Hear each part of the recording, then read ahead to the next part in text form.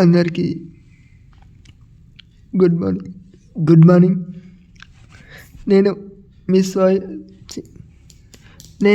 మీ సాయి కృష్ణారెడ్డి, తెలంగాణ దివ్యాంగుల social media convener. నేను మీకు ఒక వివరణ ఇవ్వాలని నేను ఇప్పుడు ఈ వీడియో చేస్తున్నా. ఒక్కసారి గత గవర్నమెంట్ ఇచ్చిందేంటి, ఈ గవర్నమెంట్ ఏంటిది, వాళ్ళు ఎంతవరకు ప్రజలకు ఏమేం పథకాలు అమలు చేసింది అనేది ఈ వీడియో రూపంగా మీకు స్పష్టంగా చెప్తా. ముందుగా మన గౌరవనీయులు కల్వకుంట్ల చంద్రశేఖరరావు గారు 2018లో మేనిఫెస్టోలో పెట్టిన పథకాలు మేనిఫెస్టోలో పెట్టని కూడా మీకు వివరిస్తా. రైతు బంధు అమలు చేసిండు, డబుల్ బెడ్రూమ్ అమలు చేసిండు, వికలాంగులకు వితంతువులకు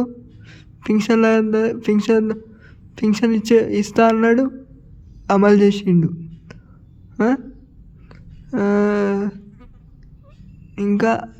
ఇంకా అనేక పథకాలు అమలు చేసిండు. 24 గంటలకు కరెంట్ ఇస్తా అన్నాడు, ఇచ్చిండు. షాదీ ముబారక్ ఇచ్చిండు, కళ్యాణ లక్ష్మి ఇచ్చిండు. చాలా చెప్పిన పథకాలన్నీ అమలు చేసిండు. అలాగే మొన్న వచ్చిన కాంగ్రెస్ పార్టీ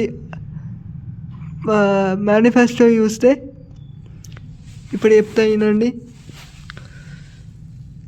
గృహజ్యోతి ఇచ్చిండు, ఫ్రీ బస్, మహిళలకు ఫ్రీ బస్ ఇచ్చిండు, అమలు చేసిండు. చేయూత పింఛన్లు రాలే,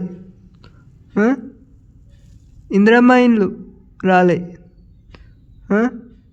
రైతుల రుణమాఫీ అయినోళ్ళకైనా కానోళ్ళకి కాలే,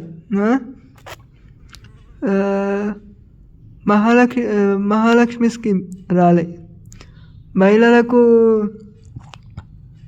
స్కూటీ అన్నాడు, రాలే.